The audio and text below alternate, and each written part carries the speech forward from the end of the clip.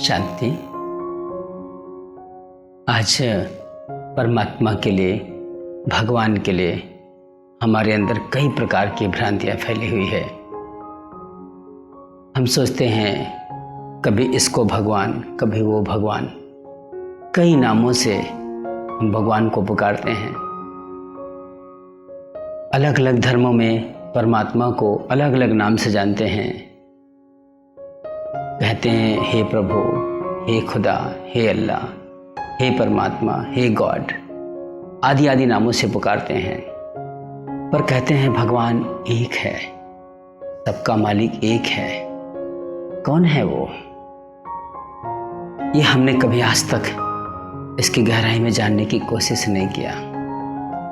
जब भगवान एक है, सबका मालिक एक कहते हैं, तो जरूर एक ही होगा। इसीलिए तो हर कोई परमात्मा के लिए एक वचन लगाते हैं।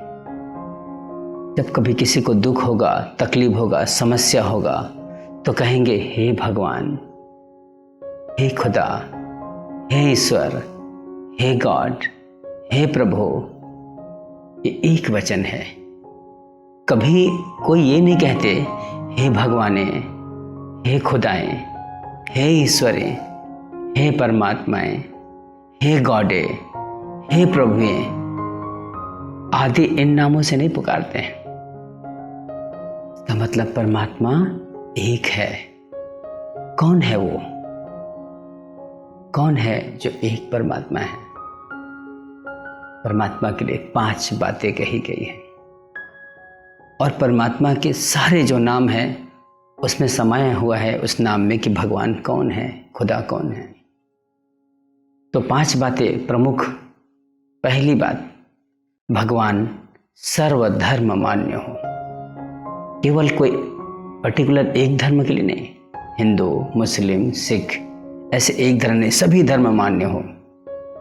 दूसरा, परमात्मा सर्वोच्च हो, उसका स्थान रहने का सबसे ऊंचा हो। तीसरा, परमात्मा सर्वज्ञ हो, सब कुछ जानने वाला। चौथा, परमात्मा सर्व गुणों और शक्तियों में अनंत हो। और 5वां, परमात्मा सर्व आत्माओं के पिता हो। इस संसार में जितनी सभी आत्माएं हैं, सबके पिता एक। ये 5 बातें परमात्मा के लिए मानी जाती है। ये 5 बातें जहां सिद्ध होगी वही भगवान है। तो आप सभी देखिए उनके नाम में कैसे, उसके नाम में ये समाया है कि परमात्मा है कौन। हम कहते हैं भगवान, तो भगवान में भ, ग, व, अ, न। वा में आ की मात्रा है, इसलिए अ। तो 5 अक्षर से भ, ग, व, अ, न। तो भ मीन्स भूमि, ग मीन्स गगन, व मीन्स वायु, अ मीन्स अग्नि और न मीन्स नीर मीन्स जल। ये 5 तत्वों को जो बनाया वही परमात्मा है। कौन है जो 5 तत्वों के रचनाकार? कौन है 5 तत्वों के रचयिता? तो हम इन सब वादियों को देखकर कहते हैं, इन सभी कई जगह पृथ्वी के इतने सुंदर सुंदर नज़ारे, इतने सुंदर सुंदर जगह। कश्मीर का नज़ारा कितना अच्छा है। कभी कोई कहते हैं ऊटी बहुत सुंदर, मनाली बहुत अच्छा। कई स्थान इतने सुंदर सजी है। तो हम कहते हैं जिसकी रचना इतनी सुंदर, वो कितना सुंदर होगा। वायु कितना सुंदर लहलहाती है वायु। कभी कभी बारिश में फुव्वारे कितने अच्छे लगते हैं, बहुत अच्छे लगते हैं, जो मन को सुकून और आनंदित करता है। इस तरह से प्रकृति के इस 5 तत्वों को देखकर हम कहते हैं इसके रचनाकार, जिसकी रचना इतनी सुंदर है, वो कितना सुंदर होगा। तो हम देखें सुंदर शब्द किस में आता है? सत्यम, शिवम, सुंदरम। सत्य ही शिव है, शिव ही सुंदर है। फिर हम उसे प्रभु भी कहते हैं। प्रभु, प्र धन भू, प्र मीन्स प्रकट हुआ, भू मीन्स भूमि से। तो आप देखिए, इस संसार में 33 करोड़ देवी देवताएं हैं, पर हर देवी देवताओं की मूर्ति बनाई जाती है। हनुमान की, श्री राम की, श्री कृष्ण की, सबकी देवियों की मूर्ति बनाई जाती है। पर शिव के लिए कहते हैं स्वयं भू, प्रभु, प्रकट हुआ भू से, वो स्वतः ही मिल जाता है। फिर हम कहते हैं ईश्वर भी कहते हैं। ईश्वर का मीन्स होता है इस धन वर, माना इस संसार में, वर मीन्स दूल्हा, आप सभी जानते हैं। इस माने संसार में सभी स्त्रियों को वरने वाला दूल्हा। तो सभी आत्मा रूपी स्त्री हैं और परमात्मा एक पुरुष और आत्मा सभी स्त्रियां। तो आत्मा रूपी सभी स्त्रियों को वरने वाला एक दूल्हा शिव है, परमात्मा है। फिर इसको कहते हैं खुदा कहते हैं। तो खुदा मीन्स खुद आ, खुद आ माने स्वयं आया। हमने कह दिया स्वयंभू, मुस्लिम ने कह दिया खुदा। फिर कहते हैं अल्लाह। अल्लाह मीन्स होता है अल धनलाह, अल माने थोड़ा। जैसे कोई बात में हम कहते हैं अल्पायु माने कम आयु वाला, अल्प बुद्धि माने थोड़ी बुद्धि वाला। तो अल माने थोड़ा, लाह माने लाना, माने परमात्मा को कोई थोड़ा भी नहीं ला सकता, इसलिए अल्लाह कहते हैं। फिर कहते हैं कोई गॉड कह के पुकारते हैं। तो गॉड मीन्स GOD।